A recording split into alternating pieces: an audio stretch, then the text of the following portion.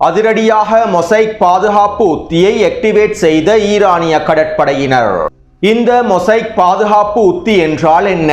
இது எவ்வாறு செயற்படுத்தப்படுகின்றது? இந்த பாதுகாப்பு உத்தியின் வலையமைப்புகள் எவ்வாறு உருவாக்கப்பட்டுள்ளன, வடிவமைக்கப்பட்டுள்ளன? மேலும் இந்த பாதுகாப்பு உத்தியில் இருக்கக்கூடிய வினைத்திறனான விடயங்கள் என்ன? இந்த பாதுகாப்பு உத்தி அமெரிக்காவுக்கும் இஸ்ரேலிய ஆக்கிரமிப்புக்கும் எவ்வாறு ஒரு மிகப்பெரிய சவாலாக மாறப்போகின்றது? இன்னும் 2-3 தினங்களுக்குள்ளே புதிய வரைவு தீர்மானத்தை முன்வைக்கப் போகும் ஈரானிய வெளியுறவுத்துறை அமைச்சர் அப்பாஸ் அரக்சி அவர்களும் இதற்கு பின்னால் இருக்கக்கூடிய காரணங்களும் ஈரானினுடைய சாமர்த்தியமான காய் நகர்த்தலும். டொனால்ட் ட்ரம்பின் மேசையில் இருக்கக்கூடிய ஈரானுக்கு எதிரான தாக்குதல் திட்டங்கள் தொடர்பாக அமெரிக்காவினுடைய மூத்த அதிகாரி வெளியிட்டிருக்கக்கூடிய கருத்துக்கள்.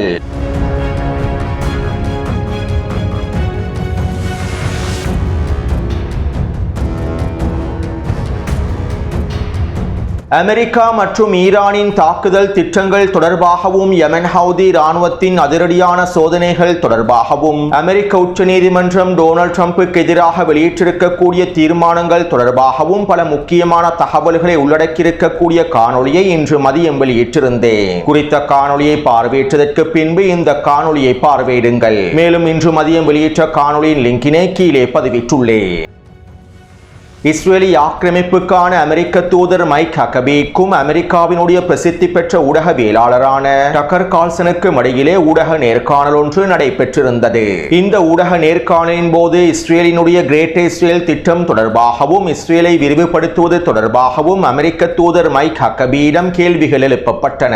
இதற்கு அமெரிக்க தூதர் இவ்வாறு பதில் வழங்கினார். யூதர்கள் மத்திய கிழக்கு முழுவதையும் எடுத்துக் கொள்ள வேண்டும், ஒட்டுமொத்த மத்திய கிழக்கையும் கைப்பற்றிக் கொள்ள வேண்டும், ஏனென்றால் யூதர்களுக்கு கடவுள் இவற்றை வழங்கியுள்ளார் என அமெரிக்க தூதர் மைக் ஹக்கபி தெரிவித்தார். அதாவது ஒட்டுமொத்த மத்திய கிழக்கும் யூதர்களுக்கு சொந்தமானது என்றும் யூதர்கள் ஒட்டுமொத்த மத்திய கிழக்கையும் கைப்பற்றிக் கொள்ள வேண்டும் என்றும் அமெரிக்க தூதர் மைக் ஹக்கபி வெளிப்படையாக கிரேட் இஸ்ரேல் திட்டத்தினை ஆதரித்துள்ளார். மேலும் குறித்த நேர்காணலில் இஸ்ரேலினுடைய விரிவாக்கத்தையே அனைத்து தலைவர்களும் விரும்புகின்றார்கள் என்றும் மத்திய கிழக்கு பிராந்தியத்தில் கிரேட் இஸ்ரேல் உருவாக்கப்படுவதை இலக்காக கொண்டே அனைத்து வேலை திட்டங்களும் மேற்கொள்ளப்பட்டு வருகின்றது என்றும் அமெரிக்க தூதர் மைக் ஹக்கபி வெளிப்படையான கருத்துக்களையும் வெளியிட்டிருந்தார். அடுத்து ஜெனீவாவிலே நடைபெற்ற பேச்சுவார்த்தைகளுக்கு பின்பு ஈரான் ஆவணம் ஒன்றை சமர்ப்பிக்க வேண்டும் என்றும் நாங்கள் ஈரானுக்கு எதிரான தாக்குதல்களை மேற்கொள்ளாமல் இருப்பதற்கான நிபந்தனைகளை உள்ளடக்கியிருக்கக்கூடிய வரைவு தீர்மானத்தினை முன்வைக்க வேண்டும் என்றும் ஈரானினுடைய நிலைப்பாடுகளை தெளிவுபடுத்தக்கூடிய கடிதத்தை அல்லது ஆவணத்தினை முன்வைக்க வேண்டும் என்றும் வெள்ளை மாளிகை அறிவித்திருந்தது. அதாவது இராணுவ ரீதியிலான மோதல் ஏற்படாமல் இருப்பதற்கான நிபந்தனைகளை ஈரான் முன்வைக்க வேண்டும் என்றும் இவை தொடர்பான ஈரானினுடைய நிலைப்பாடுகளை எழுத்து வடிவில் வழங்க வேண்டும் என்றுமே அமெரிக்க வெள்ளை மாளிகை தெரிவித்திருந்தது. மேலும் இதற்கமைவாக நேற்றிரவு ஈரானினுடைய வெளியுறவுத்துறை அமைச்சர் அப்பாஸ் அரக்சி அவர்கள் இவ்வாறு தெரிவித்தார். இன்னும் 2-3 நாட்களுக்குள்ளே அமெரிக்க தூதர் ஸ்டீவ் விட்கோஃபிடம் நாங்கள் ஒரு வரைவு தீர்மானத்தினை முன்வைப்போம். மேலும் இது ஆரம்ப கட்ட வரைவு தீர்மானங்களை கொண்டிருக்கக்கூடிய ஆவணமாகவே அமைந்திருக்கும். மேலும் இந்த ஆவணத்தை பற்றி வரைவு தீர்மானத்தை பற்றி பேச்சுவார்த்தைகளை மேற்கொள்ள வேண்டும். இவ்வாறு அடுத்த சுற்று பேச்சுவார்த்தையில் குறித்த ஆவணம் தொடர்பான முடிவுகளை ஆலோசனை செய்ததற்கு பின்பு பேச்சுவார்த்தைகளை நீடிப்பது தொடர்பான முடிவுகளையும் எடுக்க முடியும். மேலும் ஒரு தீவிரமான ஒப்பந்தத்தை முடிப்பதற்கான வேலை திட்டங்களையும் முன்னெடுக்க முடியும் என ஈரானிய வெளியுறவுத்துறை அமைச்சர் அப்பாஸ் அரக்சி அவர்கள் தெரிவித்துள்ளார். அதாவது தற்போது கிடைத்திருக்கக்கூடிய வாய்ப்பை பயன்படுத்தி பேச்சுவார்த்தைகளை இழுத்தடிப்பு செய்வதற்கும் அமெரிக்காவினுடைய தாக்குதல் திட்டங்களை தாமதப்படுத்துவதற்கும் பலவீனப்படுத்துவதற்குமே ஈரான் இவ்வாறான காய் நகர்த்தல்களை மேற்கொள்கின்றது. அத்தோடு ஈரான் இன்னும் 2-3 தினங்களில் ஒரு வரைவு தீர்மானத்தினை முன்வைப்பதற்கும் இவை தொடர்பான அடுத்த சுற்று பேச்சுவார்த்தைகள் மேற்கொள்ளப்பட வேண்டும் என்று கூறுவதற்கும் இன்னும் சில முக்கியமான காரணங்களும் இருக்கின்றன. அதாவது வருகின்ற மார்ச் மாதம் 2ஆம் திகதி சர்வதேச அணுசக்தி நிறுவனத்தினுடைய தலைவர்களும் உறுப்பினர்களும் ஒன்று கூடுகின்றார்கள். இவ்வாறு சர்வதேச அணுசக்தி நிறுவனத்தினுடைய தலைவர்கள் அனைவரும் ஒன்று கூடி ஈரானினுடைய யுரேனியம் செறிவூட்டல் தொடர்பாகவும் 60% அளவில் செறிவூட்டப்பட்டிருக்கக்கூடிய ஈரானின் யுரேனியம் செறிவூட்டல் கையிருப்புகள் தொடர்பாகவும் கலந்துரையாடல்களை மேற்கொண்டு விசேட முடிவுகளையும் எடுக்கப் போகின்றார்கள். சுருக்கமாக குறிப்பிடுவதாக இருந்தால் மார்ச் 2ஆம் திகதி நடைபெறக்கூடிய சர்வதேச அணுசக்தி நிறுவனத்தினுடைய மாநாடு ஈரானுக்கு எதிரான முடிவுகளை எடுப்பதற்காகவும் அறிவிப்பதற்காகவுமே ஆரம்பிக்கப்பட போகின்றன. மேலும் சர்வதேச அணுசக்தி நிறுவனத்தினுடைய இந்த கலந்துரையாடல்களுக்கு பின்பு அமர்வுகளுக்கு பின்பு ஈரானினுடைய அணுசக்தி திறன்கள் தொடர்பான செறிவூற்றப்பட்ட யுரேனியம் தொடர்பான யுரேனியம் கையிருப்புகள் தொடர்பான யுரேனியம் செறிவூற்றல் தொடர்பான முக்கியமான முடிவுகள் வெளிப்படுத்தப்படும். இன்னும் தெளிவாக குறிப்பிடுவதாக இருந்தால் ஈரானின் யுரேனியம் செறிவூற்றப்பட்ட யுரேனியத்தினை ஈரான் முழுமையாக ஒப்படைத்து விட வேண்டும் என்றும் ஈரானினுடைய இந்த செயற்பாடுகளும் நிபந்தனைகளுக்கு கட்டுப்படாத வழிமுறைகளும் ஒட்டுமொத்த உலகுக்கும் அச்சுறுத்தலாக மாறியுள்ளது என்றும் இதனால் ஈரானினுடைய இந்த யுரேனியம் செறிவூற்றல்களை நாங்கள் முழுமையாக நடுநிலையாக்க வேண்டும் என்றும் சர்வதேச அணுசக்தி நிறுவனம் முடிவுகளை வெளியிடும். அதாவது சர்வதேச ரீதியில் ஈரானுக்கு எதிரான தாக்குதல்களை நியாயப்படுத்துவதற்காகவும் ஈரானுக்கு எதிரான போரை சட்டப்பூர்வமான போராக அறிவிப்பதற்காகவுமே இந்த வேலை திட்டங்கள் முன்னெடுக்கப்படுகின்றன. ஈரானுக்கு எதிரான போரானது மிக நீண்ட போராகவே அமைந்திருக்கும். மேலும் இவ்வாறு நீண்ட போர் ஒன்றை தொடரும் போது டொனால்ட் ட்ரம்பினுடைய நிர்வாகத்திற்கு மிகப்பெரிய சிக்கல்கள் ஏற்படும். ஈரானுக்கு எதிரான தாக்குதல்கள் டொனால்ட் ட்ரம்பினுடைய அரசியல் களத்திலும் தாக்கத்தை ஏற்படுத்தும். எனவே இவ்வாறு ஏற்படக்கூடிய தாக்கத்தினை குறைப்பதற்காகவும் சர்வதேச ரீதியில் ஈரானுக்கு எதிரான தாக்குதல்களை நியாயப்படுத்துவதற்காகவும் ஒட்டுமொத்த உலகையும் ஈரானுக்கு எதிராக திருப்புவதற்காகவுமே மார்ச் 2ஆம் தேதி ஈரானுக்கு எதிரான முடிவுகள் எடுக்கப்பட போகின்றன. ஈரானுக்கு எதிரான போரானது அமெரிக்காவின் அரசியல் களத்தில் தாக்கத்தை ஏற்படுத்தக்கூடாது என்பதற்காகவே இந்த முயற்சிகள் மேற்கொள்ளப்படுகின்றன.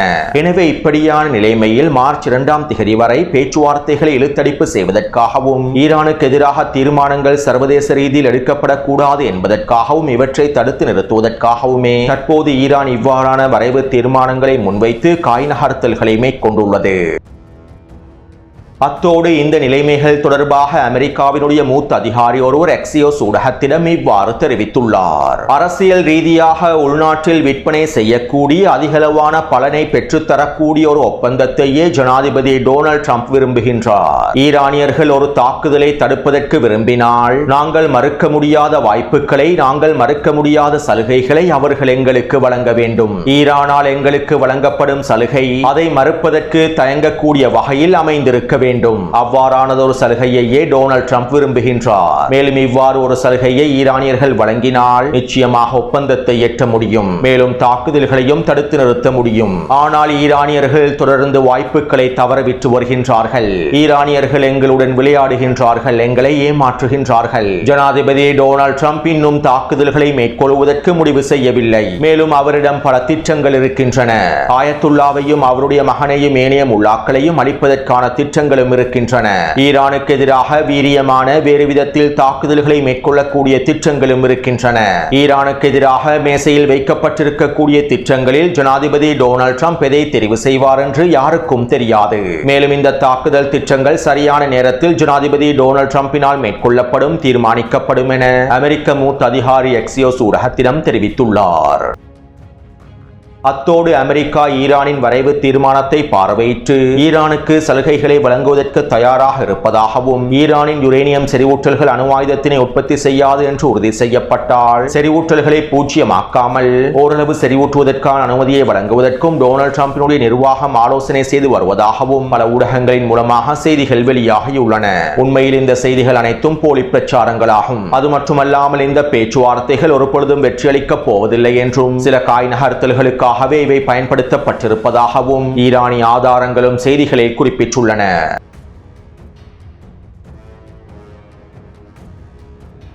அமெரிக்காவின் உச்ச தயார்படுத்தல்களுக்கு மத்தியில் ஈரானும் அதனுடைய உச்ச தயார்படுத்தல்களை மேற்கொண்டு வருகின்றது. இன்று காலை ஹெர்முஸ் ஜலசந்தி பிரதேசத்திலும் பாரசீக வளைகுடா பிரதேசத்திலும் ஈரானிய கடற்படையினர் அடுத்த கட்ட சோதனைகளையும் மேற்கொண்டிருந்தார்கள்.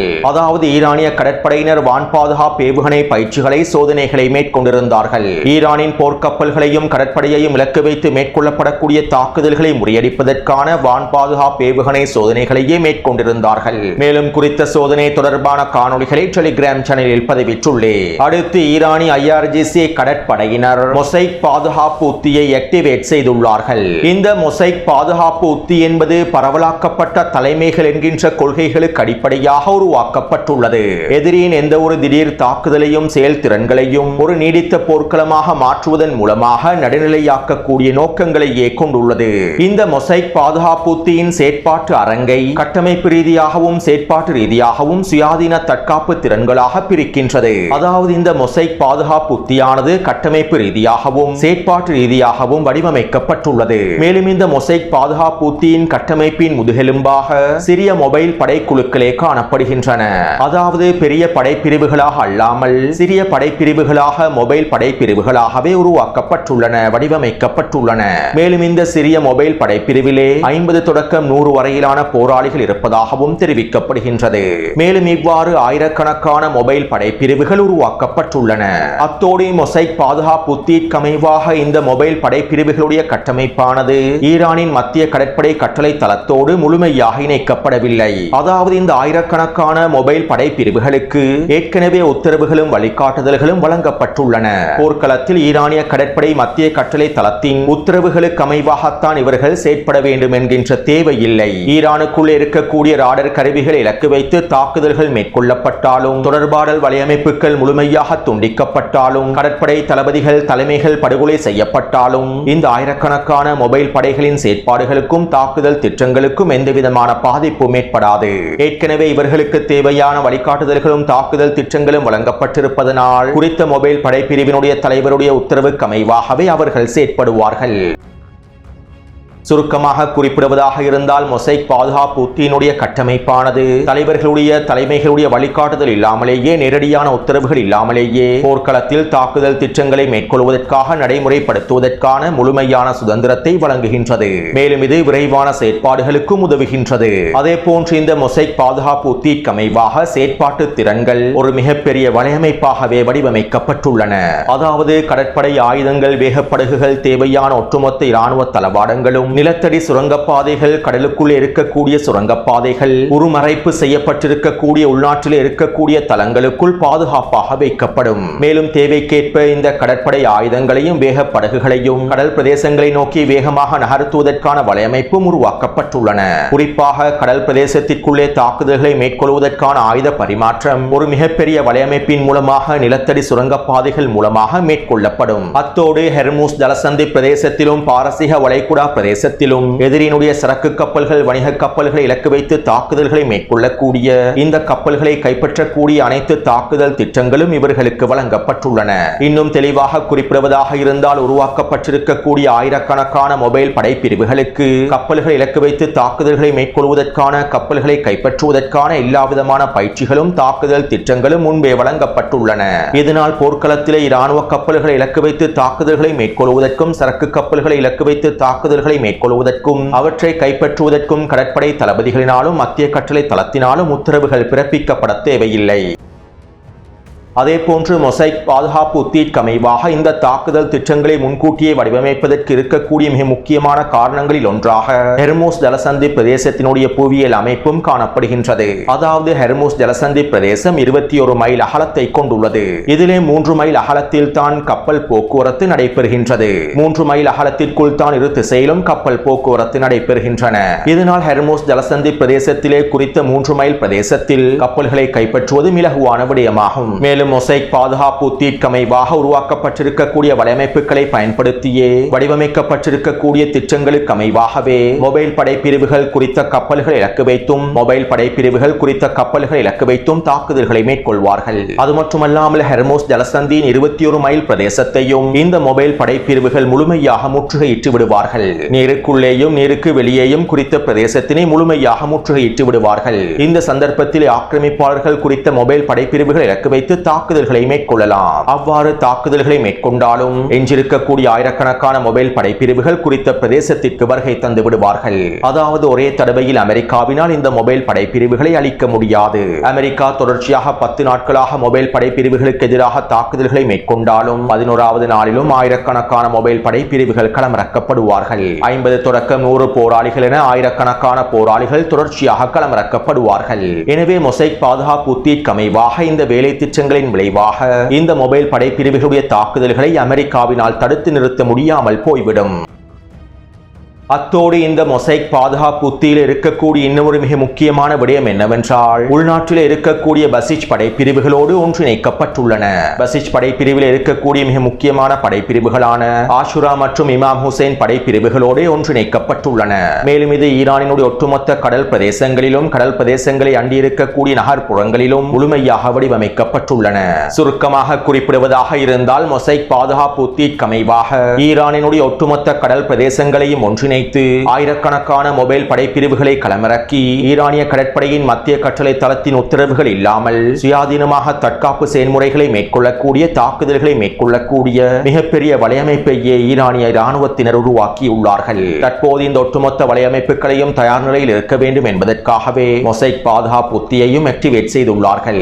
இதற்கமைவாக அமெரிக்காவுடனான போர் ஆரம்பிக்கப்பட்டதற்கு பின்பு ஒரே ஒரு உத்தரவு மாத்திரமே இவர்களுக்கு வழங்கப்படும். மேலும் இந்த உத்தரவுக்கு அமைவாக அவர்கள் ஒட்டுமொத்த ஈரானிய கடல் பிரதேசங்களிலும் அவர்களுடைய தாக்குதல் திட்டங்களை நடைமுறைப்படுத்தி விடுவார்கள். ஆயிரக்கணக்கான மொபைல் படைகள் களமிறக்கப்பட்டு பாரசீக வளைகுடா பிரதேசத்திலும் ஹெர்மோஸ் ஜலசந்தி பிரதேசத்திலும் தாக்குதல்களை ஆரம்பித்து விடுவார்கள். எனவே அமெரிக்கா ஈரானிய கடற்படை தளங்களையும் கடற்படை தளபதிகளையும் இலக்கு வைத்து தாக்குதல்களை மேற்கொண்டாலும் ராடர் கருவிகளையும் ஏனைய தொலைத்தொடர்பு சாதனங்களையும் முழுமையாக அளித்தாலும் ஈரானினுடைய இந்த மொசைக் பாதுகாப்பு உத்தியை உடைக்க முடியாது. மேலும் ஈரானினுடைய தாக்குதல்களையும் தடுத்து நிறுத்த முடியாது. இதற்கமைவாகவே தற்போது ஈரானிய தலைமைகள் இந்த மொசைக் பாதுகாப்பு உத்தியையும் ஆக்டிவேட் செய்துள்ளார்கள். மேலும் இந்த மொசைக் பாதுகாப்பு உத்தி தரைப்படையிலும் காணப்படுகின்றது. இருப்பினும் தற்போது கடற்படையில் மாத்திரமே ஆக்டிவேட் செய்துள்ளார்கள் என தெரிவிக்கப்படுகின்றது. எனவே இந்த காணொலி தொடர்பான கருத்துக்களை பதிவிடுங்கள். தொடர்ந்தும் என்னுடன் இணைந்திருங்கள். நன்றி, வணக்கம்.